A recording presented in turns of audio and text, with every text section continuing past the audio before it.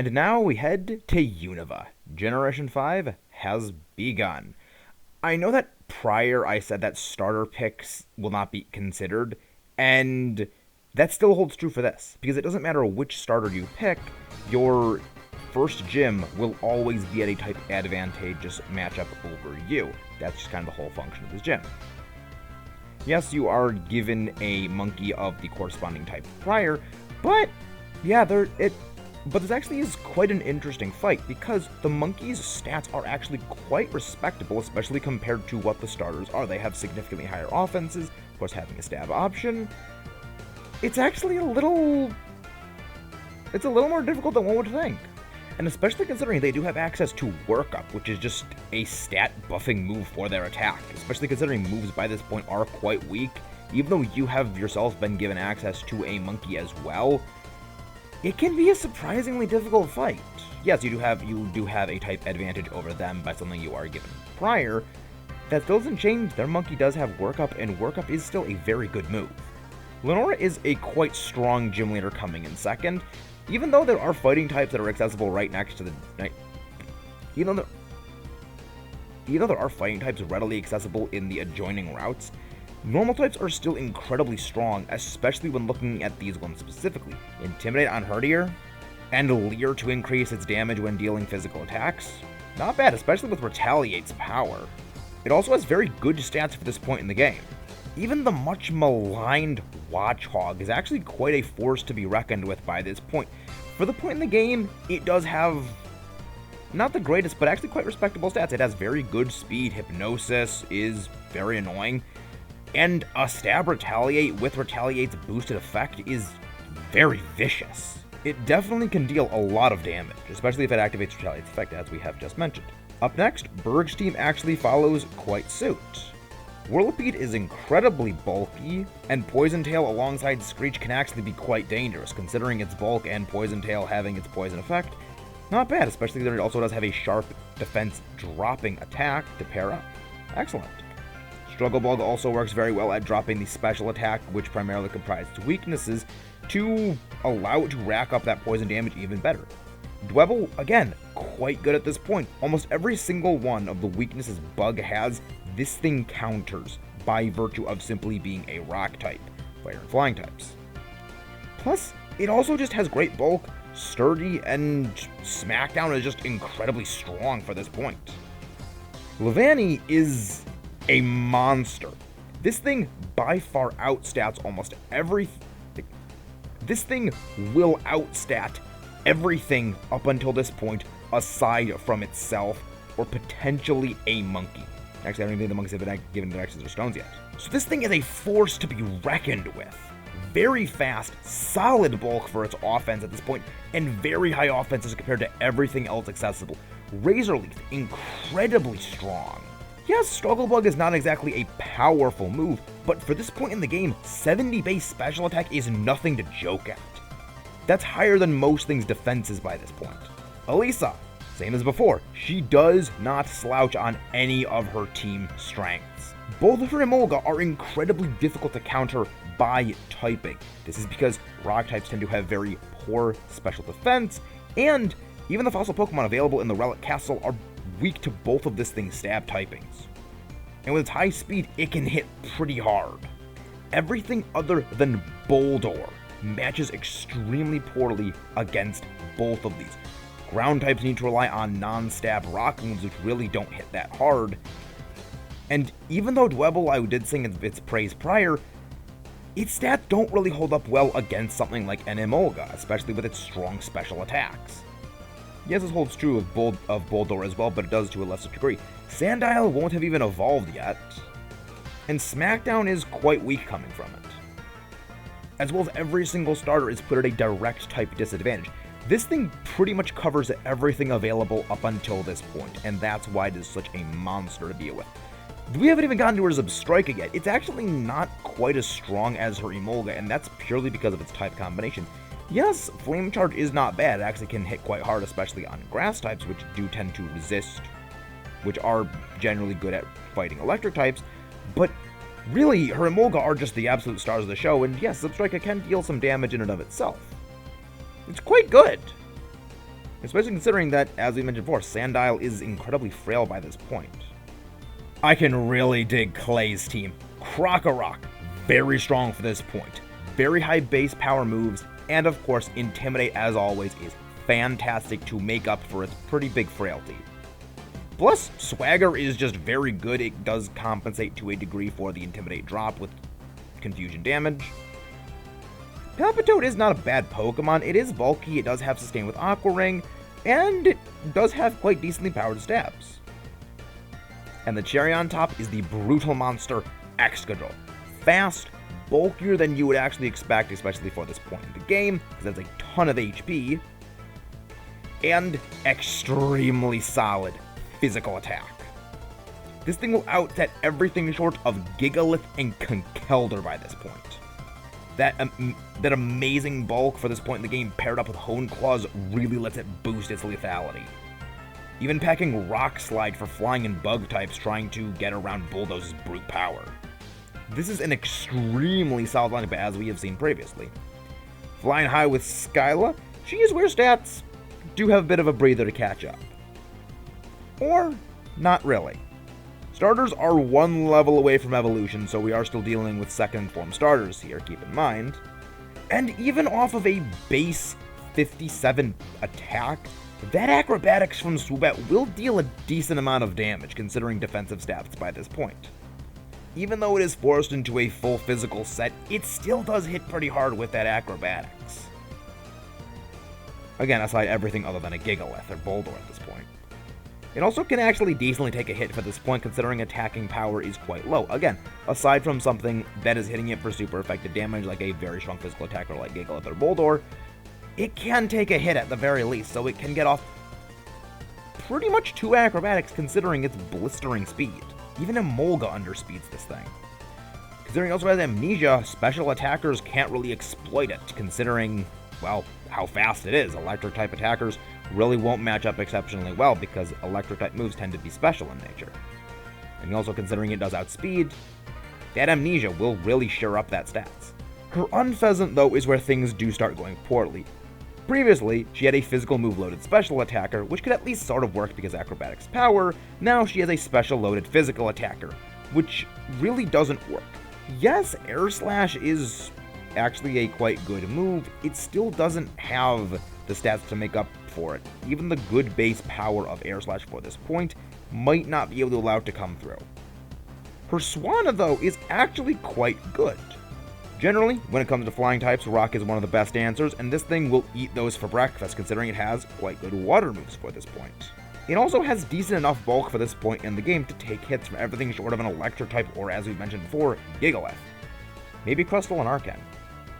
Aside from the most aggressive of aggressive rock types, this thing can actually take a hit. And considering its extremely high speed, they will at least be taking a pretty strong Bubble Beam in return. Her team, while not terrible, her first 2 Pokemon are more or less underwhelming. Again, Swoobat can actually do some work, but it isn't the most stellar of things. But at least in the end, she does come through quite well. However, Bryson is where things do start to fall off a little bit. Vanillish is not particularly strong or particularly bulky. Yes, Cryogonal is a titanic special wall and has very respectable special attacking power for its actually very stellar speed, but from the physical end of things, it crumpled to almost any hit. Yes, it can actually set up Reflect quite easily considering it outspeeds a great number of things, but this is only somewhat of a patch. It's not exactly the greatest of things. Considering it does still take a lot of damage even though Reflect is up, it only makes hits survivable for a turn, maybe 2. Beartic is where things are significantly more mixed. It does have at least passable bulk. It has some not terrible move coverage, but the problem is it's only 110 physical attack. Icicle Crash is quite brutal, but it's really the only thing on this thing's moveset that is actually packing notable force.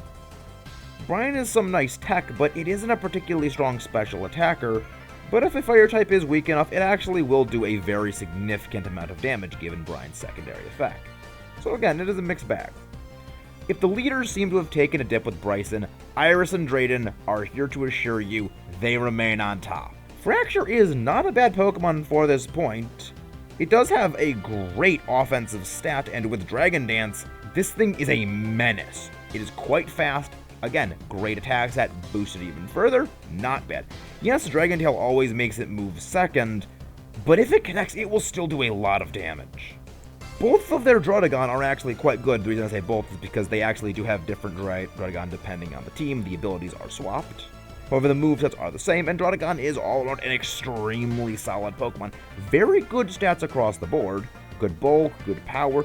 It doesn't exactly do a too stellar job in any one way or the other, but it does good at both enough to make it a very solid Pokemon. And both of its abilities complement this very well. Sheer Force and Rough Skin are excellent. And then there's the Haxorus. Everything applicable to Fracture is applicable here, and even more so. More attack, more defense, more speed, more aggression. This thing is a monster.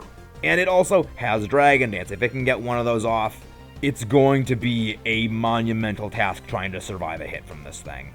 For anything that is not partially steel. Oh boy, Unova knows how to keep gyms up. This is exactly what I meant when I say quality over quantity. The gym leaders may only have 3 Pokemon, but there's still 3 good Pokemon pretty much across every single gym we've had so far. But let's not get sidetracked with gyms. We will save that for the ending ruling. On to rivals. First up is Bianca.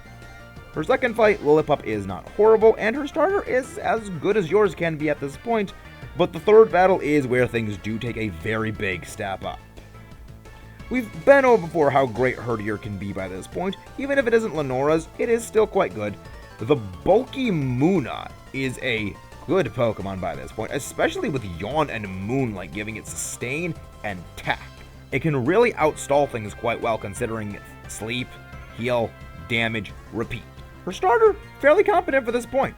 The monkey, though it does have Yawn, is clearly the weakest link on her team. The fourth fight is pretty much the same as the third, just with a slightly enhanced moveset across the board.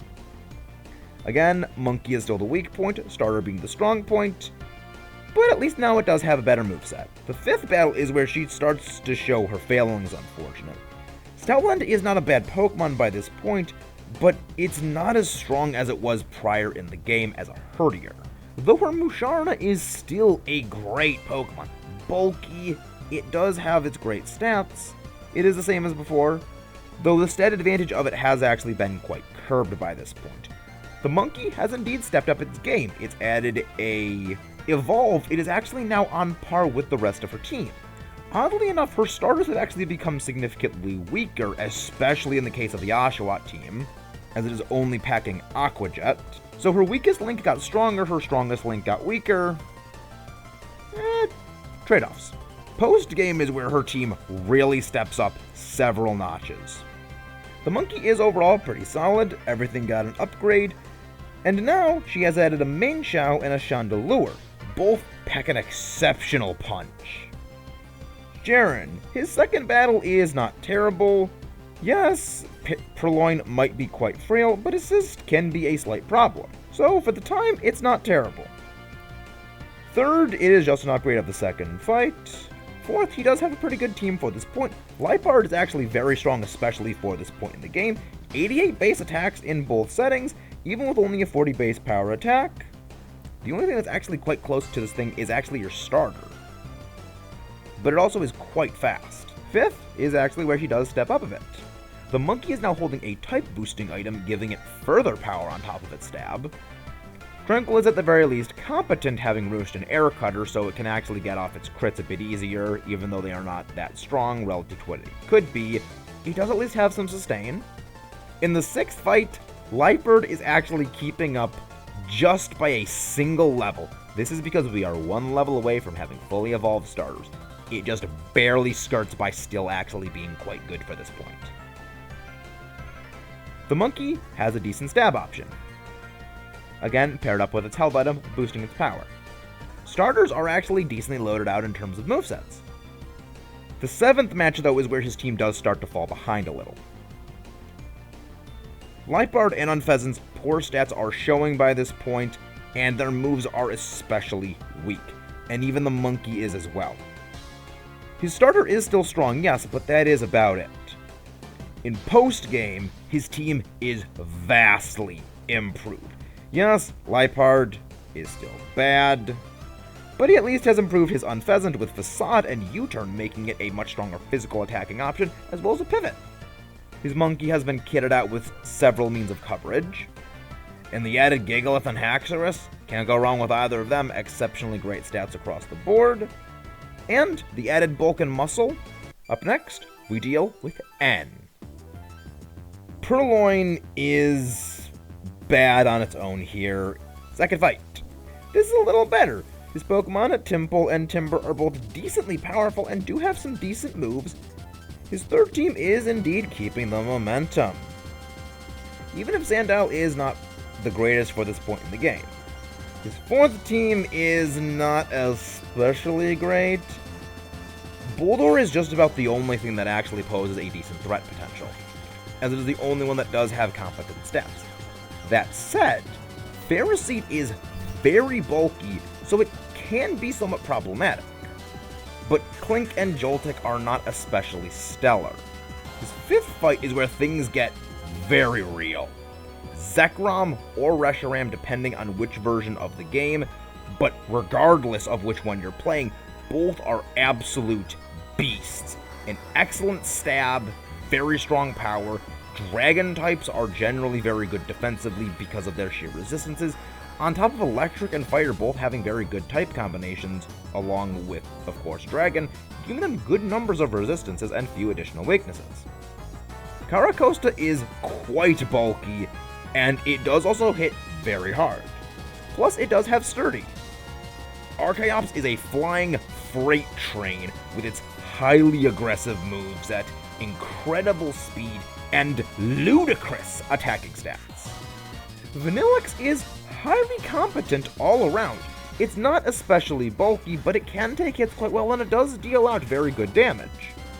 Zoroark may not be the greatest thing, but its ability and its coverage can actually be quite interesting. It can throw some people off, and it all around can deal some pretty cheeky damage here and there. Lastly is Clang. This thing is surprisingly fast for a steel type, it is bulky, and with Metal Sound, it can actually make its moves hit even harder. The competence of his team swings back and forth actually quite wildly throughout the whole game, but overall they do tend to lean on the side of having better options, and even though there are several Pokemon that are not particularly great on each of his teams, up until of course the ending, I would have a hard time saying that these are largely bad. They are quite good on the whole, but that's only because they lean significantly closer to strong for this point in the game than out and out being strong. That is an important thing that also bears remembering. We will be covering the next member of Team Plasma, Getsis, after the Elite Four. Speaking of the Elite Four, since there is no set order in which you have to battle them, we will just be freestyling here. Up first, we're going with Chantal. Unlike in previous generations, the Unova Elite Four have 4 Pokemon rather than 5. Let's see if the ideal of quality over quantity holds true. Cofagrigus is an absolutely stellar Pokemon. Having a great stally stat distribution paired up with Will-O-Wisp, this thing can stall quite well, especially since several abilities used by physical attackers to mitigate or negate the power of burn reducing their attack stats, such as Guts. This completely removes that, by of course replacing their abilities with Mummy, as they do predominantly use contact moves. Again, their ability is replaced, and so Guts cannot be used to skirt the burn. As well as they are taking, of course, residual damage every single turn, while dealing with its incredibly bulky stats. The Tried and True Shadow Ball stab of Ghost types, and 2 pretty good coverages. The same holds true for her Jellicent. Again, exceptionally bulky, great stats. While it may seem that there is redundancy of Brine, it does go very well with the boosting effect of its power once, of course, half health is reached. And Energy Ball is actually quite good for coverage with hitting opposing water types. While Golurk is not the bulkiest nor the fastest thing, it's still able to take a hit decent enough, and it does have quite good moves. It does pack a decent punch, as one may say. Sadly, you can't say the same of Shadow Punch. Curse, regardless of what you're facing, it will always deal a set amount of damage. Hardly bad. Brick Bake, great coverage. For Chandelure, though, this thing is an absolute force of nature. That astoundingly high 145 special attack is unrivaled in Unova. This thing is more or less the hardest hitting Pokemon you will encounter, with the exception of Zekrom and Reshiram. Two very strong stab moves and very decent coverage options. Really? Two strong stab options? It really doesn't even need Psychic or Payback. Since nothing in Unova actually defensively, since nothing exists within Unova to make Psychic do more damage than a stab boosted Fire Blast. Unless targeting a fighting type and wanting the reliability, Fire Blast is still the strongest option. Speaking of fighting types, Marshall has entered the ring. And his fighting types do indeed pack a punch. Throw is exceedingly bulky, and all around has very good moves. Though I do question Grass not on his Sock, and can kill them. But their other moves are more than great enough to make up for that. Stone Edge, Retaliate, and of course, Fighting Stab, especially the brutal Hammer Arm of Conkeldurr. Given its great bulk and the fact that it's already slow to begin with, the speed drop doesn't even matter to this thing. Mainshao, of course, also having U-Turn and Retaliate, allowed to do some surprisingly great damage. And Rock Slide is just a strong coverage option, and Jump Kick, it's a real kicker. It might be frail, but it certainly can do some damage before going down. Grimsley is where things nosedive, unfortunately. Scrafty, yes, is quite bulky. It isn't a bad Pokemon, but it also isn't exactly the greatest thing. Its moves are, again, not that bad. With Standard Attack, it actually can stall things not horribly. Again, it does have very good bulk, evasion tactics do not work horribly, and again, it does have some decent moves. But Liepard is just disappointingly horrible. We've been over this time and time again. It is not great, it is frail. Sure, it's fast, but its only thing it can do is be fast. Its attacking stats are poor, its bulk is weak. At the very least, its Crocodile is looking up. It does have strong, very good moves. Intimidate, of course, is fantastic, but Bisharp is only a bit okay here. It does have very great resistance, and Night Slash is brutal coming from its very strong attack stat, but that's really the best it can do. While yes, his team is not the greatest, it does speak volumes. His team is not terrible overall, considering he has several good things going for him. The worst ones only make the better ones shine brighter. Last, but certainly not least, we have Caitlyn. Her Reuniclus is bulky and highly aggressive, paired up with terrifying coverage. It also helps damage over time does not impact this thing, so its bulk can only be taken down by direct offense. Kumushana, similarly, is very bulky. While it doesn't exactly win through sheer brute force, it can do the job of wearing things down gradually much better. Reflect can also bolster its bulk and cover up its weaker physical defense, as it is a very good special wall. And Charge Beam, because of its great bulk, if it gets off one boost, which it pretty reliably can, it's not going to be an easy time fighting this thing, as it's going to be bulky and hard-hitting comparatively. And it doesn't even need the boost to put up a fight. Sigilyph is actually a pretty decent option. It doesn't pack on bulk, so it is quite frail compared to the rest of her team, but it can still take a hit, and it does have some nice odd coverage to really hit some things, so it can put in the work. Even if it isn't a hyper-offense Pokemon, it's still pretty respectable damage. As long as it's not taking something like an Electric-type super effective Thunder, it can pretty much survive a hit. And rounding out her team, she has Gothitelle. It is very bulky, it packs a powerful Mental Smack, and to juice this even further, it has Calm Mind to add to the power. This is a great team.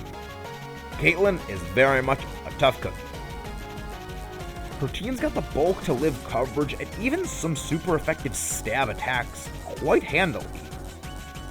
Since you actually don't fight Alder after defeating the Elite Four, you actually go fight N and then you fight Getsus, we will be, well, not going over Alder because you don't fight him. We'll instead be going straight on to Getsus. And oh boy, this team. Now this is a team, if I've ever seen one.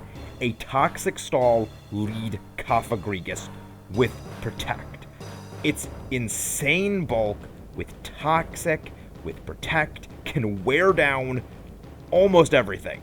It's even packing Psychic to hit Poison types, potentially switching in to absorb Toxic.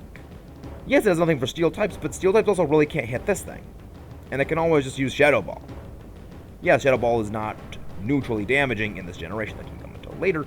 It still is not going to be an easy fight for a Steel type. And again, Protect lets it rack up toxic damage against almost everything else. Bouffalant is ruthlessly strong, having reckless boosted head and wild charges. It packs a pretty mean headbutt. Even though it doesn't have headbutt, it has other moves. Earthquake is great in terms of coverage. His Bisharp is much better than Grimsley's.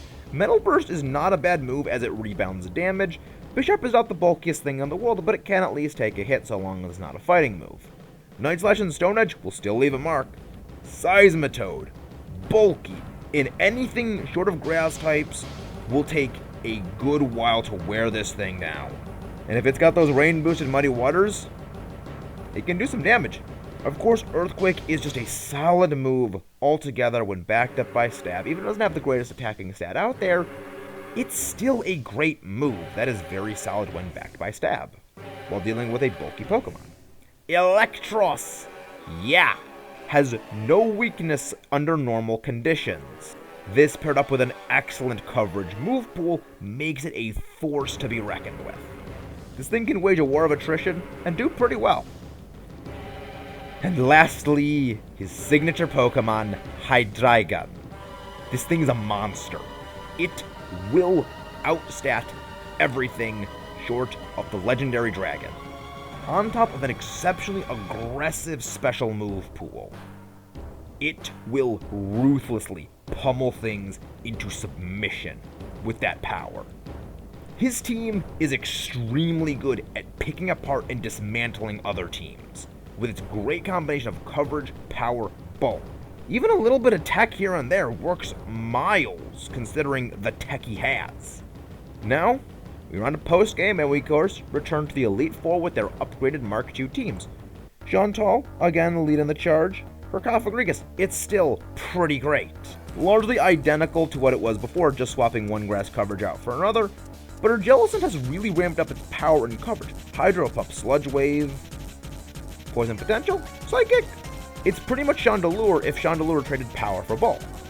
Not bad. Frostblast is a weak link. Is it fast? Yes. But base 80 offenses are very weak and it's very frail. Yes, Blizzard is a quite good move, and it is the only move that can really hurt things well. It's pretty much likely to only get a single turn before going down, given its frailty. Drifblim is not bad. It is quite bulky. Even though it only has roughly the same offense stats as Frostblast, it can make do with this because it's greater bulk, allowing it to persist in battles more. And of course, with Acrobatics and Aftermath, it can do some good damage, taking things down. Her Golurk is the same as before, or upgraded even. Hammer Arm, now juiced by Iron Fist, is quite powerful. Everything else, still stellar. Chandelure, the same special destroyer it always was. Enough said. Marshall, his newly added Breloom, is a very strong Pokemon, and with Effect Spore, it can definitely leave a lasting impact on anything trying to hit it physically. And if it isn't knocked out, Spore is lethal. While it isn't dealing damage on its own, it is a guaranteed sleep move. It is the only move that has 100% accuracy and will put you to sleep. Not bad. And that's disregarding the fact that this thing has Sky Uppercut, coming off a 130 physical attack stat. Sawk is much better than before, now adding Close Combat to its repertoire. It can pretty easily get off 2 of these, considering it can completely negate the fact that Close Combat stat drop bothers it. It has Sturdy, so you can't one-shot this thing, unless its ability is nullified, you can't one-shot this thing. And Stone Edge, twice over, can cut through most things it's weak to. Considering it also has great speed, it can largely outspeed most Pokemon, allowing it to even deal with type advantages. Throw, as we mentioned before, exceptionally bulky across the board, and it does have a very respectable attack stat backing up its strong superpower. It can definitely get in a good hit or two and leave some marks on a team, but it definitely isn't the best Mon by now. Toxicroak is an interesting one. Yes, Venoshock is a special attack, but it does have Toxic, so 130 base power stab move, it's still got some power. Low Sweep might seem like a weak move, but it always drops speed when used, so either forcing a switch out or allowing a faster attacker to no longer outspeed it. Not bad. Earthquake, always a stellar coverage option. Mean Shao is the same, only better. Fake Out can now deal a little bit of chip damage, and Acrobatics is incredibly strong. And High Jump Kick? Do I even need to say why that's great? Conkeldurr, as always, strong, bulky, and decked out with strong moves across the board. Sheer Force boosted Stone Edge? Yeah, this thing is mean. This thing can take super effective stabs quite easily, so what chance do coverage options have against it? But now, on to the weakest of the Elite Four, Grimly. But even he's got some improvements. Torpedo is okay, it has decent offenses, so it can do some damage. It's not likely going to take anything out, but it can at least do some damage. Liepard is still weak as always, but Attract can potentially get in some free damage chip by being a cheeky damage avoider. But it is still strictly a downgrade from what it was before, if that was even possible. Is Scrafty? It does have a bit of an upgrade here. It's not great, it's not terrible, much the same as applicable. Head Smash, it can do some good damage, but unfortunately, damage it deals with Head Smash is returned to it, chipping into its bulk, compromising that. Not great. But if it can manage to score a KO, Moxie boosting it can make it quite lethal. Drapion is not a bad Pokemon. However, its moves are fairly weak aside from Crunch. Yes, Poison Fang can let it do some damage over time, but like Scrafty, it really doesn't do a lot of damage up front, and his team overall is not stellar enough to really make a prolonged fight feasible. Crocodile has gotten better in some ways, but also worse in others. Smackdown is not bad, and it lets take down flying types by hitting with its stab Earthquake rather than, of course, the weaker, super effective Smackdown. Outrage, fantastic. Strong, great power. It might get it confused, but it's still ruthlessly powerful. However, this is where the loss comes in. It lost Crunch in exchange for Foul Play. This is not good, especially considering the fact that Foul Play uses the opponent's attack stat. So it can't make use of its own great physical attack that when dealing with Crunch. And Intimidate pairs extremely poorly with this. Bisharp is not bad, but again, it doesn't have especially stellar moves. Night Slash is the only decent move, but it does have Guillotine, so it might be able to land a KO considering it can take a hit at least quite well, but it isn't reliable. His team is not great, of course, as we've been over. It can do some damage, but only 2 or 3 really do enough to at least be threatening, and the others are simply just fodder. Caitlyn, please bring us back. And she does. Kumushana is of course still bulky. It has lost Shadow Ball and Charge Beam, but now it has gained Hypnosis and a Dream Eater to give it a little bit of sustain while still packing on Reflect. Side grade trade, not bad. Her Sigilyph is largely the same, except it now has Flash Cannon, can allow it to deal with some counter coverage killers now. Considering Rock types do tend to have very poor special defense, it can definitely do something. Bronzong is a very respectable Pokemon, only having a single weakness to Fire, and the bulk to really get Charge Beam boosts off and strike even harder with Flash Cannon and Psychic. Or just double down on those moves.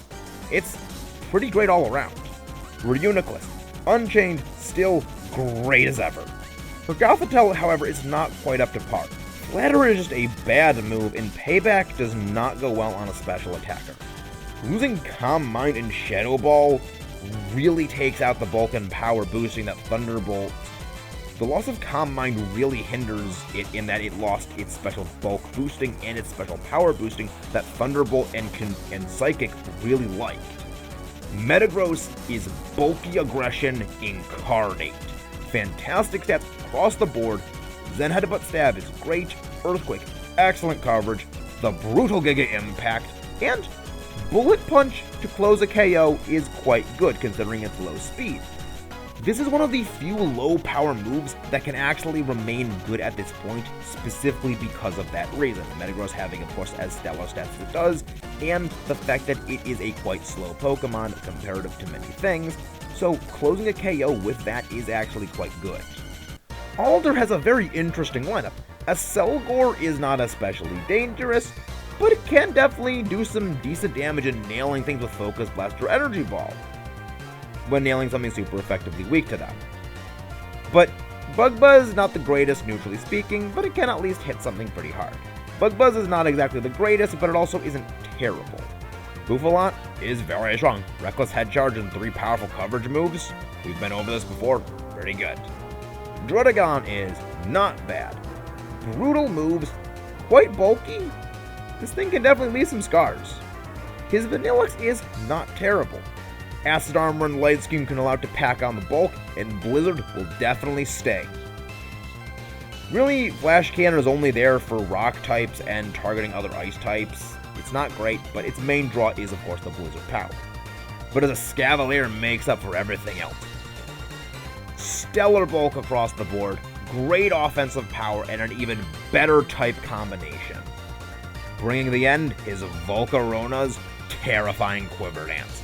3 exceptionally solid special attacks.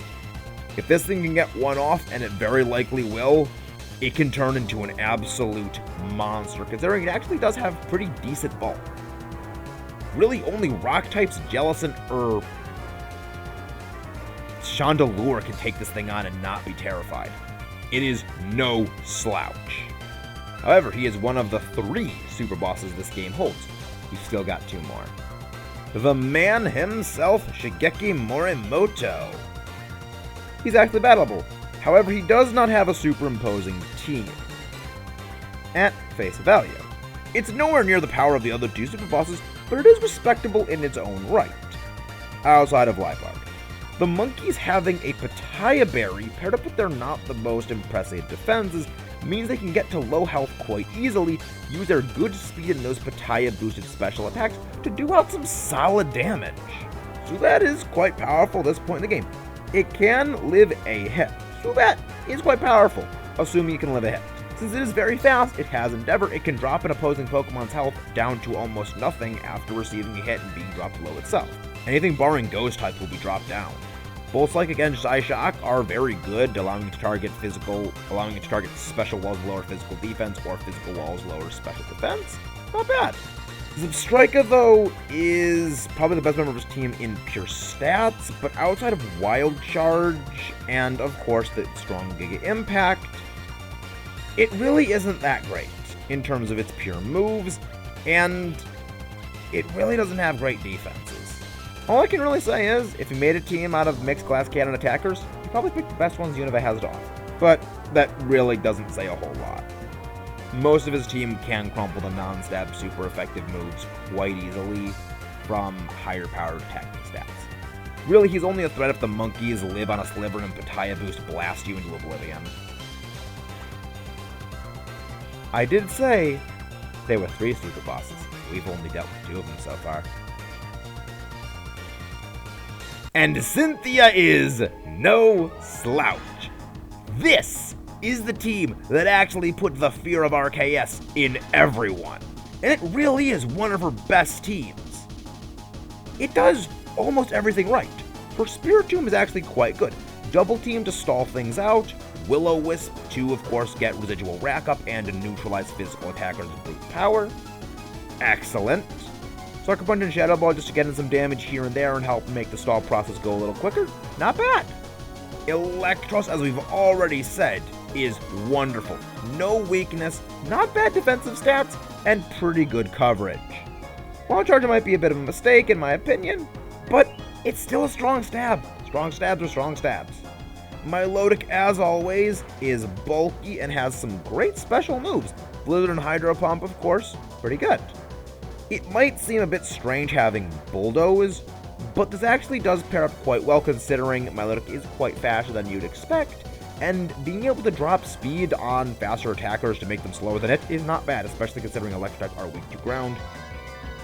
Especially considering electric types are not known for their bulk, this thing can actually destroy electric types by dropping their speed and going faster than them after, of course, that speed has been dropped. And Dragon Tail helps it deal with setup options. And Dragon Tail helps it destroy Pokemon hoping to set up against it. They're not the strongest moves out there, but they are tactical. For Braviary, it is very fast and actually quite bulkier than you would expect. And sheer force boosting Crush Claw? Not bad. And of course, all three of Stab, Brave Bird, Crush Claw, and Retaliate? Hardly anything bad there. And Shadow Claw is a very good answer to Ghost types. Lucario is not terrible. Extreme Speed is actually quite good for KO closing, and Close Combat is actually a brutally powerful move, even coming off it's not the greatest offensive attacking stat. Yes, it is not especially quick and not especially bulky, but if it can take a hit, it can definitely deal back some good damage. Or if it outspeeds, it can land a brutal Close Combat. Which is the reason why Close Combat's defensive drops don't really hinder it all that much. It's already paper thin, how can you get much thinner than that? And the Kudega Chomp. As if this thing could get even better. She has dropped Giga Impact for Stone Edge. Everything else, solid as can be. Dragon Rush, Earthquake, solid as ever. Stone Edge, those pesky flying types. And Crunch, I guess just for the coverage. I don't see much of a function, but I'm also not Cynthia. And now, to the verdict. Yeah, Black and White really stepped things up. With the exception of maybe 1 or 2 fights in terms of gym leaders, everything has exceptionally stellar Pokemon across the board. And even in those fights that are somewhat lackluster, there are still several good things they can do. The Elite Four, other than really Grimsley, and even Grimsley does have some redeeming Pokemon factors, are all stellar. Again, N's teams aren't terrible, but as we have been over, they do lean more on the side of they're strong for this point in the game than true out-and-out strong. And Ghetsis' team is just monstrous. It is meant to dismantle teams, and it does it very well. It's downright cruel in how good it is. The caliber of teams in this game are to the point of what most prior games only had 1, maybe 2 teams on the level of. And that's why this game is such a big step up. Yes, there are several very strong trainers in this game. There were several very strong trainers in previous games. But it's the consistency with how recurrent they are. Most important trainer battles in this game have good teams. They have good Pokemon, good movesets. They can be threatening from almost any angle. Very few teams are largely easy. Really the only exception here is Sharon and Bianca, but even in post-game, everything for them is kicked up to 11 just like the rest of the game. They have very good teams towards the end into post-game. Everything aside from Grimsley and Morimoto, I would say, is very solid. And a lot of this really stems from the quality of Unova Pokemon. It's easy to forget Unova was really the first generation where everything was made to have a more competitively inline toolkit. Even if everything wasn't made to be good competitively, everything was made to have a toolkit to be used in competitive. That's why even Watchog, as much as maligned as it is, for the point in the game it's at, it's got some pretty good tech and some pretty good stats. But let's see how Black 2 and White 2 fare against Black and White. Can they top Black and White just as it topped Heart Gold and Soul Silver? Let's find out. First gym, Sharon is not terrible. And especially if they can get a workup off, they can definitely do some serious damage. But really, that's all there is. Later on in the game, you actually do rematch against Sharon in... Later on in the game, you actually do rematch Sharon in the Pokemon World Tournament. This is at set levels, and this is likely to be edited in after we do this when we're actually going over some things there, or it actually might be right here. And he's actually got a pretty good team. The reason why we're mentioning this, because even though the Pokemon World Tournament is an optional side thing, sort of like the Battle Frontier, it is required you do these battles. And his team for this place is actually quite good. Keeping in mind, you only have 3 Pokemon you're allowed to bring, And the Pokemon he's got here are actually quite good, at least for this point in the game with their moves and actually stats. Up next we have Roxy, and she is of course very good again. Both Coughing and especially that Whirlpeed are sizably bulky. And if they're able to get a poison off, they can definitely do a lot of damage. And even without that, Venoshock will be brutal considering its base power is far above, well, not far above. Its base power is notably above almost every other move accessible by this point. So it definitely will do some damage even without poison affecting. If poison is affecting, you've got the chip damage and that huge base power slamming into you. Not bad. Berg, much like before, is still quite good. Swaloon is not bad, but it also isn't especially great given its stats. But it is also bulky. It doesn't do much damage, but it still is actually quite bulky. Dwebble is, of course, great at warding off the weaknesses Bug has, and generally is being a very annoying, bulky Pokemon. And last up, Leavanny is still a brutal monster. Alyssa is where things have been not so kind in terms of difficulty. Still, since she can't really threaten all the starters as easily, and even ground types are still able to threaten her decently more now that her Emolga has lost Aerial Ace. It can still hit a lot of things very hard, but it's just not as unilaterally threatening as it was prior. Flaffy is very bulky, especially for this point, and with Volt Switch and Thunder Wave, it can definitely be a pretty annoying thing to deal with. Substrika is unchanged, still pretty decent. Clay, though, is digging your grave with Krokorok still as strong as said before, and for once, a Kanto Pokemon actually makes an improvement to a team.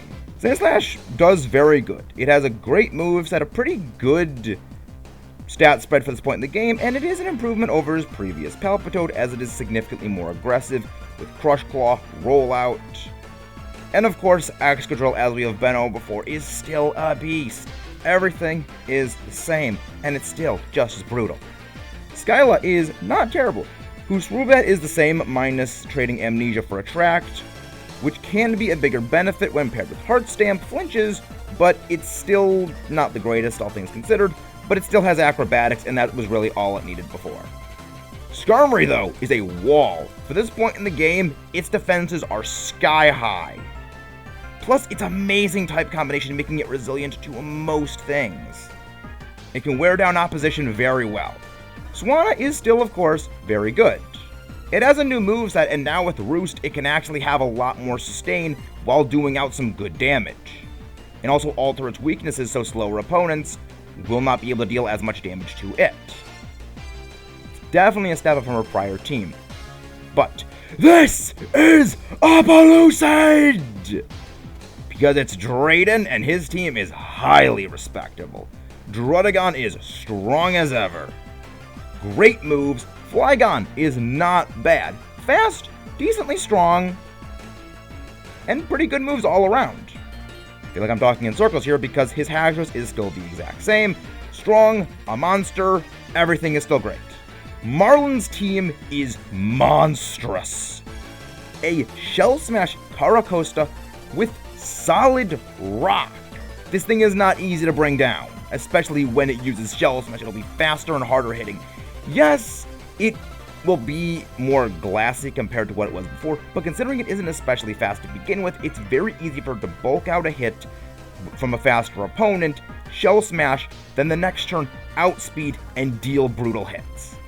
Wailord is very bulky, and if it can definitely get a Scald Burn off, or the rollout stacks up enough, it can do some damage, but it is very obviously the weakest link in his team.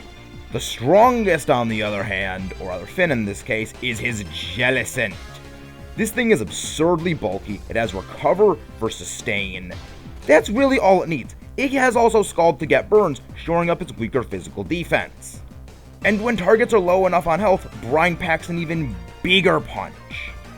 The Ominous Wind Omni Boost, though it is quite rare and really shouldn't be accounted here, if it does get it off, it will be a monster, but really Ominous Wind isn't especially great on it. But this thing is annoying to bring down even without the Omni Boost backing it. Rival Hugh, though, we are skipping directly to the third fight, as up until then, he only has his starter, and it's just going to be the same comments as why we are skipping the first battle in every case. At the third battle, a monkey this early is very brutal, and his starter is of course quite good. Tranquil is not exactly great, but at the very least it does have Roost. In the fourth battle, still he only has 3 Pokemon, but Unpheasant is not as great as it could be. But the Scope Lens does definitely help, as crits will still hurt, even if they are coming off a pretty not great special attack stat. The monkey, still quite decent, and the starter is quite well stacked. Not the best, but it definitely could be a lot worse. His fourth battle, he adds on a Bouffalant, and this does of course stack very well with his team. And he actually stacks his team very well for this point. A physical Unpheasant is finally there, and it is a great improvement. The monkey has been given great coverage, even if it is quite glassy, it still can hit pretty hard. And now, his Bouffalant and then his starter have a great move kit of coverage. Well, Superior doesn't, but it's still pretty strong on its own. In post-game, there are 2 more matches for you to face. The first is in Undella Town. Everything on his team is the same as he had in Victory Road, being unchanged, except for now his starter having upgraded moves in base power. And you're not seeing things wrong, his Bouffalant does actually have Reckless. It's just there's some typos on some websites that I found, and it is apparently Reckless. Flygon is quite competent, even though it isn't exactly a special attacker. Fire Blast will still sting if hitting weaknesses. Earthquake, never a bad option. Electros is a monster, as we have been over previously, especially with leftovers and no weakness. It can definitely take hits and do a little bit of sustain. After that, he is in Driftvale City, and Giga Impact is an upgraded Pheasant for brutal power, considering it isn't going to survive much anyway. A very strong move, the recharge won't really affect it. The monkey now has Focus Blast and Select Berry with Acrobatics. Pretty strong combination if it can live, which it might actually be able to. Flygon is ruthlessly strong with that Dragon Gem Draco Meteor. Electros, unchanged, but the starter I would say is a slight downgrade since the loss of a stab boosting item in exchange for Sash, but it isn't exactly a horrible change. Now we are moving on to Colress. Early game, Magnemite is highly respectable. It is bulky, has an excellent type combination, and the use of non-special moves don't really matter all that much on it considering it has Sonic Boom, and this early in the game, HP stats are relatively low, so Sonic Boom can definitely do a lot of damage. Clink is not bad. Gear Grind is a pretty decently strong move, and while Thundershock is not especially strong from it, it's not bad. In the Pokemon World Tournament, he has 3 Pokemon, where of course you are limited to 3 Pokemon as well. The Magneton is a huge upgrade in terms of power. Yes, LGM is not especially great. It is a strong enough Psybeam, but it is still quite glassy. It might be able to take a hit quite well for this fight, but probably only a single hit. And Clink is also not great, but that Magneton is a true monster. The next fight is fought in the Giant Chasm, and this is a team. Eviolite Magneton is absurdly bulky, while still packing high amounts of offensive power. This thing does still have a 120 special attack. It's hard to KO already on top of those defenses, but it also has sturdy, making it almost impossible to actually one-shot this thing. Matang is not especially great, but of course it is bulky, it might be able to do some damage. A Combined Behem is actually not bad, but it also isn't quite stellar, but it is far from weak. Magnezone is great. More aggressive, having Thunder Wave, it's bulky, it's fantastic. The Clink Clang is also quite powerful. It has Shift Gear, which if it can get off, it can hit very hard. Plus, it also is a very decently bulky Pokemon and a lot faster than you would expect. So it can outrun a good number of things after that Shift Gear. Overall, this is a very solid team. Next, we head over to the 7 Sages of Team Plasma, starting with Rude. His team is not especially bad, for the point at the very least. Swoobat is not terrible. Swoobat is quite strong for this point in the game considering how low levels are, though Herdier is only decent at best. Next we have Ziziolin's multi-battles, starting in Lacanosa Town with a Team Plasma Grunt as his partner, and this team is quite good for this point. Cryogonal is very bulky, specially speaking, And it also does have screens, so with its high speed it can set those up. While Sneasel, yes, is quite weak, the Golbat with Acrobatics is no joke, especially when guarded by those screens, and Garbodor is actually not bad. Next time he is fought less than a town away in solo this time, but he has much better. 2 Cryogonal is of course better than 1, and Sneasel has indeed been upgraded to the much stronger Weavile, and with better moves to boot. Up next, we fight him on the Plasma Frigate in another multi-battle, and his team is still very solid, even if it takes until Scolipede for the Grunt to have a decently strong Pokemon. For the 4th and final time, I'm just repeating myself. Everything is still just as stellar as it was before. It may have gotten a little worse considering stats and moves by this point, but it's still not a bad team. Now, we unfortunately move on to the Shadow Triad, who are just disappointing. Pawniard times 2 are just pathetically weak, and Absol is not exactly spectacular. Yes, it is quite strong physically, but it has nothing else of note really. It's quite frail, not especially fast, and it really can't pick up the slack. Repeat this same fight 3 times over on the Plasma Frigate with just upgraded levels, swapping out the Absol for a Banette and a Selgor in the other 2 Shadow Triad members fights, and you have largely the exact same things being said over and over and over again. Pawniard, incredibly weak, and the other Pokemon both of them have are frail, and they don't really pack the necessary aggressive power to really compensate. They're also frail themselves, so this team has no backbone. After beating the game, Colress and the Shadow Triad can of course be rematched. The Shadow Triad, while they have upgraded their Pawniards into Bisharp, they are fought in a single battle, a rotation battle, and a triple battle depending on which one. So, as said before, much the same is applicable here. They're not terrible with Bisharp, because Bisharp is a decent Pokemon, but it also isn't especially stellar with the movesets, and their 3rd Pokemon is still, as mentioned before, quite weak. Colress, though, he does come through in the post-game rematches. Eviolite on Magneton is still amazing. A Rotom Wash with Life Orb is especially great, considering it has a great defensive move. Considering it has a great defensive type combination and pretty strong moves aggressively. Agility Muscle Band Metagross, bulky offense Incarnate, especially with that agility, it can outrun most everything else.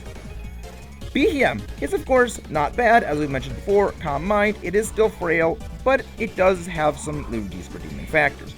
Wise Glass's Magnezone with Thunder Wave just boosted its power even more, and it has Status Tech. Enough said. Clink Clank, again, bulky, shift gear, good moves. It's got a great kit. It can make it work very well.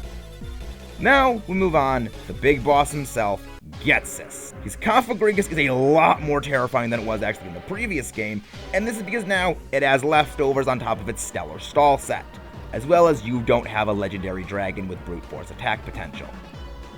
Seismitoad, still solid. It's not the best damage, but it is bulky. It definitely can do a bit of a long drawn-out battle quite well. Electros, we've been over. It's fantastic. Great typing, excellent ability. Thunderbolt and Acrobatics are both exceptionally great options, and it's honestly one of the better set we've actually seen of any Electros we've encountered. Drapion is a great complement for this, as it's only weak to ground, as well as it is being bulky, decently strong attacking power, and actually quite fast. It also can Poison Stall as well because of Poison Fang. Toxicroak is an interesting one, and it actually combos very well with his Drapion and his prior Cofagrigus, as both have Poison Infliction. It isn't the strongest, but it actually can still get the jump on faster Psychic and Ghost types because of Sucker Punch. Considering most of these Pokemon are quite frail normally, that can definitely wreck them. Shadow Ball is a bit of an odd move, but okay. At least it gives it something against physical walls. But then there is Hydraigon. This thing is downright evil. Life Orb, boosting its attacking power, outstatting everything else. Could it definitely have a better moveset? Yes, it is, of course, all physical in nature, but really, that's mercy on us. If this thing had special moves, we pretty much wouldn't stand a chance. This thing is fast, takes hits very well, and of course, has great attacking power. Really the only thing that compromises it is of course the Life Orb chip damage it takes, but considering it's still Life Orb boosted damage, that's hardly bad. Could it have a better moveset? Yes. Is it still terrifying as ever? Yes! Yeah, it's taking recoil damage, but the recoil damage doesn't really matter if you're knocking everything out before they can hit you. He's definitely a tough one. Then, you face his controlled Kyurem, in the form of Kyurem Black and Kyurem White. Both of these things are packing extremely aggressive stat distributions, with extremely powerful moves. These things have a 170 base offensive stat, physical or special depending on which one you are facing. Backing up, Fusion Bolt and Fusion Flare are definitely very good. Free Shock and Ice Burn, brutally powerful, and this thing does have the bulk to last a turn enough to get off that boosted move. Dragon Breath or Slash as a complementary move for either of its type, for either of its forms it takes, is also definitely no slouch in terms of power, considering those attacking stats. While yes, it is only a single Pokemon, and a single Pokemon is generally not enough to make a battle hard or difficult, this is a bit of an exception considering the sheer stats at play. The reason we're considering this is because, unlike typical legendary encounters, which we have never considered before, this is not a catch legendary battle. You have to defeat this thing in an upfront battle. The other legendary battles is you just catch the legendary. Your objective is not to actually battle and defeat it. You can, of course, defeat it, but the objective generally is to catch it.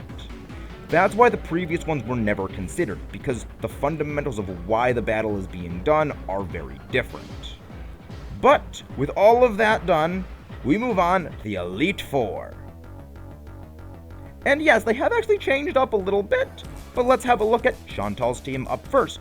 It's still pretty good. Her Cofagrigus is the same and still great as ever. Drifblim is a very strong tank.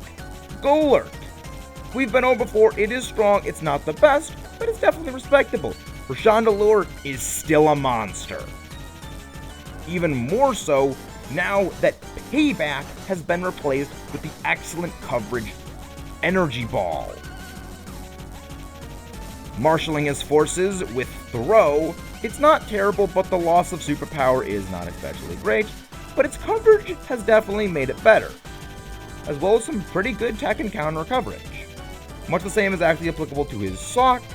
Mienshau's brutal high jump kicks in pretty strong moves for coverage, topped with its awesome speed, not bad. And a bulk up Conkeldurr needs no introduction. It is a force. Grimsby for once is not as terrible. Yes, Life Art is bad, but Rock Tomb on Scrafty is some interesting tech. It can drop speed of faster attackers to bring it down to its level, where it can outbulk and likely speed them after enough Rock Tombs, as well as applying a little bit of good coverage. Crocodile and Bisharp, both great. He's got an actually competent team for once, outside of Life Art. And Caitlyn, her team has changed and also not. Moves have been swapped around. Kumushana is still as bulky as ever, but its only psychic move is Dream Eater, which is not exactly great. I'd say it is a slight downgrade. However, her Reuniclus has gotten an upgrade, replacing Thunder with Recover, giving a bulky attacker a good bit of sustain, which makes it all the better paired up with the fact that it cannot be dealt damage over time. Sigilyph, solid moveset. Yes, it's a bit frail, but it still can take a hit well enough, and still outspeed and hit back pretty hard. And of course, her Gothitelle is back to tip-top form, with Calm Mind giving it its boosts to attack and defense, especially speaking. All in all, great lineup. We move on to the champion, and Iris awaits, and oh boy! If you thought the other teams were good, hers is even better. Hydraigon. We've gone over how amazing this Pokemon is. Stats, moves, everything, and this one has a great move pool backing that up. Especially if it boosts on Charge Beam, which it actually likely can considering its great bulk and speed. It can definitely deal out death on an unprecedented scale. A Sheer Force Druddigon with Life Orb is nothing to scoff at, considering any move that is boosted by sheer force, also being boosted by Life Orb means it incurs no recoil damage from that Life Orb. It's one of the very interesting things about Life Orb. This means any move that is boosted in this manner receives a 70% boost in damage with no recoil. And that is for every move except for Dragon Tail, which is still receiving a 30% boost, not considering Stab. Archeops is again a force with high speed, ludicrous, brutal attack power, and a very good moveset to back that power up. Because with Acrobatics and Rock Slide. And even when it's low on health, it can hit you with Endeavor to drop your HP just as low as it without really Defeatus bothering it. An Autonomized Rockhead Aggron is a menace, especially because it's packing Double Edge. Still scary. Earthquake and Rock Slide, also excellent moves. Lapras is a bulky Pokemon, excellent moves. Sing for some pretty good tech, and excellent moves for wear down stabs. Thunderbolt also applies some great counter coverage against potential water types seeking to wall out its stab options, hitting them with super effective moves, while it itself can also outbulk most water types. Topping all of that is a Dragon Dancing Haxorus. Heck yes! Dual Chop is a great move, considering it has the same base power effectively as a Dragon Claw, except each one has an individual crit chance, allowing it to potentially do even more power and potentially blow past Sturdy with Dragon Dance setup, or at least enough of them. Earthquake and X-Scissor also are fantastic coverage. There really is no fault I can find with this team overall. Her team, it covers its weaknesses exceptionally well and has just got a great balance of power and bulk across the board. Post-game awaits now, as well as there are 2 memory link battles in the form of Sharon and Bianca using teams that are modeled after, if not identical to, their final teams faced in the original Black and White games, which, because these are memory link battles, we're not really going to put much emphasis on them, but they are worth going over as they are, of course, are important battles. Again, these teams are identical to their previous battles we had gone over in the Black and White video, or Black and White segment on this video, where we discussed their teams. They're not bad, but the comments I will be giving are the exact same for all. For the ones of consideration of significance, we have N with the Legendary Dragon. As we went over with the Kyrem fight, this is that to a lesser degree. Yes, the Legendary Dragons are quite good in stats, but they are only a single Pokemon, and unlike Kyrem, they don't have those sheer overwhelming stats. Yes, they do have excellent offensive and actually defensive stats as well, but it isn't up to the same caliber, but this is also counterbalanced by the fact they do receive Stab on their fusion moves. They're not bad, but also not especially great. This is mostly because they can't last long enough to go against what is by now a fully stacked team.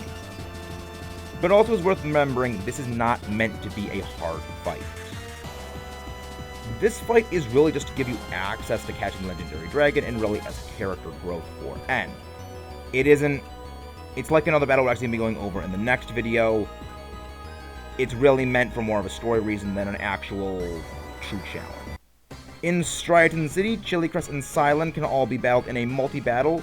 Your partner will be the opposite of the other two, and we're not going to be going over every possible combination, but we are going to be just looking at the Pokemon briefly. They're all quite good. They have good items, favorable to the Pokemon they are gifted to, and they do also have pretty good moves. Of the next super bosses, we actually have Alder in his Flockacy Ranch home. And what does the former champion have? It is quite a bit different, and it is wonderfully so. Acid Spray on a Selgor is definitely some much improvement tech. It isn't exactly a big force to be reckoned with on its own in terms of damage, so having a special defense dropping move for allies to take advantage of later is no joke, especially if it can survive a move and then deal its own special attacks in return. It can make up for its lower offensive stats. Considering it does actually have a good amount of HP, it can actually take a hit not horribly. Of course, unless it's super effective stab. A Scavalier with Swords Dance, 2 stabs in reversal. If anyone can think of anything wrong with this, I have no idea how they can. This is fantastic. Bouffalant with reckless boosted attacks and of course its solid coverage. Nothing wrong there, it's still great as ever. His Braviary, though, is where things do dip a little, but it's certainly not terrible, but it's also not really the caliber of the rest of his team. What do I mean? Conkeldurr! This thing is absolutely amazing.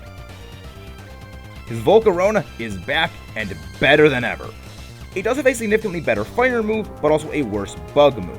It's still got Quiver Dance, so I'd say it's a net gain considering fire is generally a bit better than bug in terms of offensive profile, but the Silverwind can at the very least potentially get it a stat boost, but that really is kind of rare. And really is not overly important, considering it's already having Quiver Dance to boost itself up. It's definitely a solid team. After that, you can actually go fight his grandson, Benga. I think that's how you pronounce it. I'm not sure. You fight him at the top of Black City or White Forests, White Tree Hollow or Black Tower in respective game. And though this is a gauntlet to go through, it's somewhat like the Battle Frontier in some respects. We're going to be ignoring the battles leading up to it and only focusing on him, as this is not considered a Battle Frontier style battle where you're limited packs, limited number of Pokemon. It's a bit like the earlier Pokemon World Tournament battles where it's a battle facility sort of, but it isn't using battle facility rules. It's a battle facility after this is done, more or less. Depending on which game you fight him in, his team is actually a little different, but no the less solid regardless of which version. They definitely do not disappoint. A White Herb Eon Dragon paired with their Great Speed and Draco Meteor, very solid. An amazing pseudo-legendary dragon regardless of which one you're facing, and a Sash Volcarona to ensure it can get a Quiver Dance off. He definitely has learned from his grandfather the ways of the fiery Death Moth. The Elite Four rematches are of course up next, and Chantal has definitely kept the good momentum. Sans Frostblast, really. Even if she is lacking her Jellicent as she had before, she's got more power in the form of Miss Magius, which is actually respectably bulky in its own right, with also pretty good speed. It isn't the most damage-heavy thing, but it can definitely bulk hits better than most Ghost types, while dealing out more damage than most of the bulky Ghost types can really hope to deal with. So it's really the best of both worlds. It's a bit of a jack of all trades, really. It's not the most bulky, but it's also not the most damage-heavy. It can take hits, deal damage out. Not bad. Especially since it also has Perish Song, so even when it's low on health, it can still get a last parting shot in. Gregus is still a menace. Frostblast, as we've said, is quite weak, but the Flying Gem on an Acrobatics Drift Blimp is a hardly bad compensation. Even more power on top of the stab boost. It also has some pretty great coverage moves. It's definitely not full of hot air. Golurk brings the physical muscle of her team, stacked with pretty good moves. It can soak up a hit, but really only one, maybe two depending on the hit. Not bad, but it also deals out some damage as well. And of course, as we've been over for Chandelure, it needs no introduction. A brutal monster by all previous mentions. Force Marshal is bringing the punch once again, throws a much more powerful moveset, and of course, Muscle Band on a sturdy sock is a quite good menace, especially with some powerful, high-powered coverage options. A brutally aggressive Pure Power Medicham with high jump kick and all that coverage, yeah. This thing can outdamage everything up until this point. We've been over Medicham's attack stat before. It is ludicrous, outpacing even legendaries because of pure power. Lucario, though, is not especially stellar. It does have extreme speed for closing some KOs, but really other than that, its moves don't really pack all that much force. Shuttleball is, though, nice coverage considering it still resisted Ghost at this point, and it will not be able to take the strong psychic attacks like the types are known for. Since a good number of them in Unova are actually quite slow, it might be able to get in a Shadow Ball. But against pretty much any of the non-slower ones, it is a largely ineffectual coverage option. Mienshao is just mean. High jump kick and pivoting U-turn with fake out for some nice chip, plus a brutal acrobatics itself. And of course, nothing needs saying for his Conkeldurr, but that's not going to stop us anyway. Bulky, aggressive, it's just as great as it was before. Again, Grimsley for once has an actually good team! Lightburst is, of course, still bad, though. Honchkrow, though, it is quite respectable in terms of its damage, though it is on the frail side. A strong move choice on his Scrafty, it does compensate with its good bulk. It can do out some damage in a war of attrition. Especially considering it can lower defenses of enemies to allow it to do even more damage, compensating for its lower attacking stats. Houndoom is not exactly super amazing, but it's still got very strong special moves. Fire Blast is, of course, menacing, and it's got a respectable crunch. An absolutely stellar Crocodile, and an okay Bisharp as always. It's actually pretty good as far as teams go for his standards. It can put up a fight much better than any of his prior teams. Caitlyn's Kumushana has stayed the same, save for swapping Shadow Ball for Flash Cannon on the Sigilyph as a bit of a side grade, giving it different coverage options. Not bad. Gothitelle did fall a little bit with the loss of Calm Mind again for the useless Flatter, but it's overall still quite solid. Gallade is fantastic. Strong moveset, great coverage. While not the most amazing attack set out there, it's definitely able to do some damage, especially against dark types seeking to prey on a psychic team. Reuniclus, even better, with great sustain. Bulk being backed up by leftovers passively on top of the active recover. Long term, this thing is a wearing down menace and an excellent one at that. And of course, Metagross, bulky offense at its finest. Strong moves, good coverage, priority for closing. What more could you really ask for? Iris' team has had a few tweaks here and there, but all of them are strict upgrades. Superior coverage on her Hydraigon, some for Druddigon. Agron has swapped out Roxy for the far more lethal Stone Edge. Archaeops has done the exact same, and all of Lapras' moves have been upgraded to their base 120 counterparts. While it has also retained Sing, with its natural bulk complementing Sing, and even though the moves are not exactly the most accurate, they're still pretty reliable in terms of being able to hit targets, and really Sing just makes that even more possible. Haxorus has now picked up the brutal Outrage, and also it still has Mold Breaker to avoid sturdy users, and any other form of damage mitigation, which, yeah, this thing's still a monster. It also allows it to hit through things such as Electros with Levitate. Even better, it has a Focus Sash now, so you cannot take this thing out in a single hit. So while it can ignore your sturdy, you can't ignore it. It is not to be trifled with, and oh yeah, it still has Dragon Dance! But this is far from the end. We still have a plethora of super bosses to go over. Starting, of course, with the man himself, Morimoto, whose team is identical to his previous team, so the same exactly applies before. The only difference is a level upgrade in the form of 1 level. So again, same applies.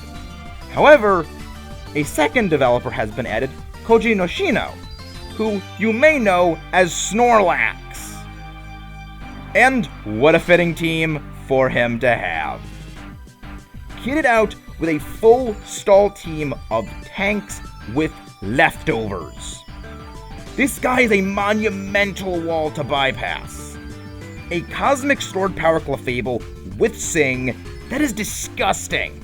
That is something that you somewhat see competitively. A brutal huge power Azumarill with extremely solid moves and its natural amazing bulk. A pretty solid Licky Licky. A Wigglytuff with very respectable coverage and Hyper Voice, even if it isn't the most powerful or most bulky thing, it's definitely no slouch. A very stally Alomomola with Toxic, Wish, Protect, and Aqua Jet just as a finisher, or at least some residual chip damage. It's pretty great. This thing is just downright diabolical. And how fittingly, his ace being the mighty Snorlax. It is great. Stellar moves, yawn, it really doesn't need much else. Everything on his team has very good mixed defenses at best, with very high HP to take advantage of leftovers. Snorlax is probably the only thing with a more lopsided stat distribution aside from Alomomola, but he still has great tanks across the board. And this even kind of goes hand in hand with he actually has some pretty decent power considering that. Stored power on Clefable is very good, especially considering it's only weak to fighting, and what are fighting types weak to? Psychic. Pairing that up with the fact that it does have cosmic power to boost its defenses, hardly something that's going to go down easy. Azumarill is just a monster. Snorlax, fantastic. Alomomola is probably the best stall footing we've seen in this entire game. Even probably on par with Ghetsis' Cafagrigus. And of course, topping all off is just leftovers. Residual recovery on these things is really no joke, considering they are some pretty big bulkies. And there's still more after this! And finally, we've reached the end. No, not the end. The end.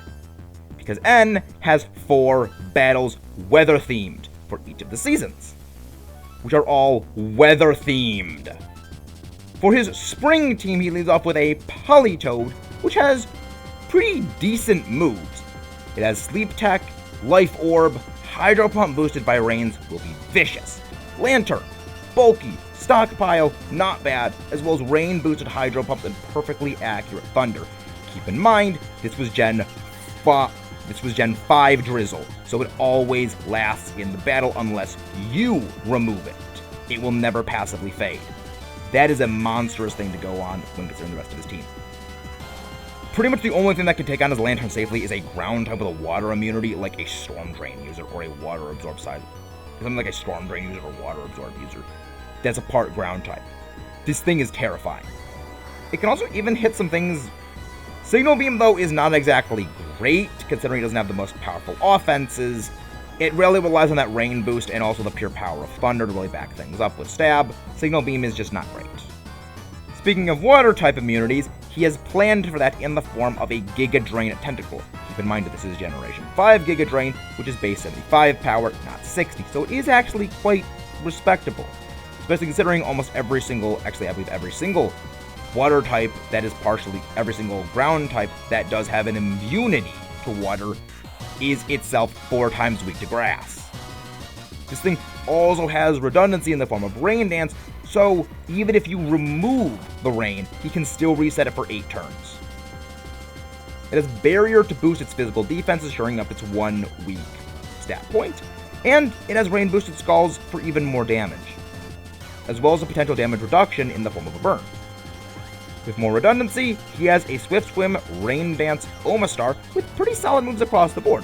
The same applies for Kabutops, except I would say that Aqua Jet is just kind of unnecessary considering he has Swift Swim, but it's still a pretty strong Pokemon in the rain and it does have quite decent coverage. Ah, joy! Even more Thunder spam from Starmie, whose Rain boosted Hydro Pumps, excellent Psychic, coverage Ice Beams are just cool. This team is horrifying. Really, the only thing that can make it better is if he somehow got a Kyogre on it. I don't even want to see his summer team. Really? Sunny Day Solar Beam Life Orb Ninetales? This thing covers literally every single weakness that fire has. Again, this is something you see competitively. And especially as a lead nonetheless. Foul Play to hit physical attackers seen with play lower physical defense? Not bad. Nuclear Fire Blast. This thing is a monster. Intimidate Arcanine. Amazing. This worked well against the predominantly physical rock and ground types. Since it's already reducing the power of water from the sun, it pretty much covers many of the weaknesses this thing has. A mean move pool on an already pretty good pupper. Same applies for Rapidash. Can we please lay off with these brutal 120 base power weather boosted attacks? Please? No? Heck. Yes, it isn't the best, but it is still pretty strong. Runs in the form of his Shiftry having Sunny Day, but even if it's not needed, it's still quite fast, especially because of its ability, and it does have a decently strong Solar Beam backing up with Stab. It is quite frail, and yes, Focus Blast is something it can use to hit Steel types. Ninjask will pretty much ensure Sun is reset. It is definitely the weakest member of his team, but with Protect and Speed Boost, it can at least do something potentially, but it's definitely not that powerful, considering. Even its Solar Beam is not strong, considering it has a very poor special attack. Exozer might at least have Stab, but it really just only exists to reset the Sun if it's potentially removed. And maybe take out some ground types. It doesn't have a rock move. Leafeon is last up, and it is actually quite okay. It is fast, it has a decently strong Leaf Blade, but it also has this titanic 130 physical defense. It's not especially sturdy considering it doesn't have super stellar HP, which does undermine that, and its special defense is not exactly great, as well as both its coverage moves are not especially powerful considering it doesn't have a supremely high physical attack to begin with. It isn't bad, but it also is... It's far from bad, but it also is not the greatest. It is still a pretty solid team overall. Let's fall into sand with his Autumn team. Hippodon is a monster. It also has Stealth Rocks, so he's got a lot of forms of residual already. While it doesn't have a ground move, it still has some decent moves overall. Now this is the Storm Drain and Behemoth we all know and love. Water immunity, plus special attack boost if hit by one, a very strong Glaceon. Even its moves could be better. But this freaking Cradilly. Remember, rock types get a 50% special defense boost when in sand. This thing is pure stall. That is all it does. It has Stockpile, Confuse Ray, Sandstorm redundancy just to annoy, and the bulk with the residual damage, and also Giga Drain for some heal. This thing is gross, and it just refuses to die. Armaldo is the one packing offense. Aqua Tail hits anything that is trying to muscle in on the Sandstorm benefits and damage immunity itself. Rock Polish to boost its own speed, and next is a Rock Slide for pretty good stab coverage. Technician Scyther, I'm just done. I'm done. The fact everything on this thing gets a benefit, 60 base power bullet punches on top of stab, 90 base power bug bite, same with aerial ace, and a functionally 105 base power double hit. Considering double hit is two separate attacks, each of which are individually boosted, this thing is mean. And all of that, if that wasn't enough, he has a solid rock Rhyperior in sand. Enormous physical defense, excellent attack, titanic HP. Even though it doesn't have the greatest of special defense, the massive HP and the 50% boost from the Sandstorm make this thing a nigh unkillable behemoth. It also has the excellent moves to deal excellent damage while slowly being chipped down by the Sandstorm on your side.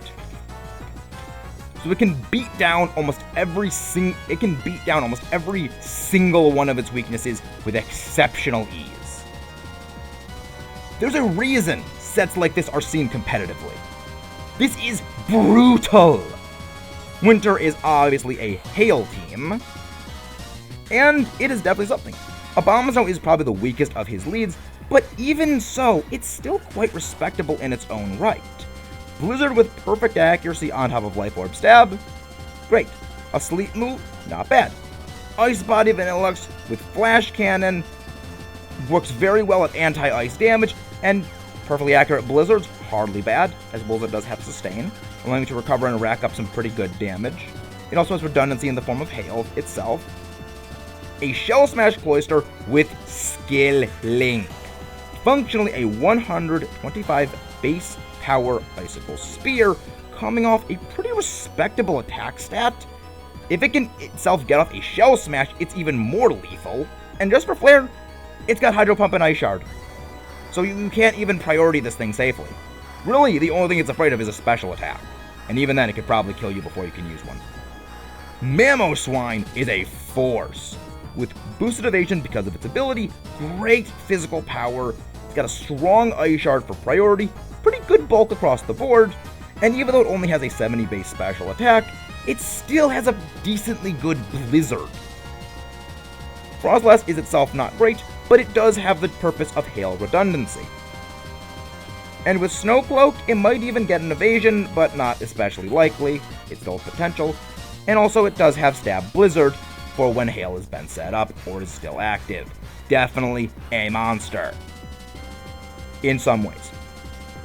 Everything that went applicable to Mamoswine is applicable to Glaceon, just from the special end rather than the physical.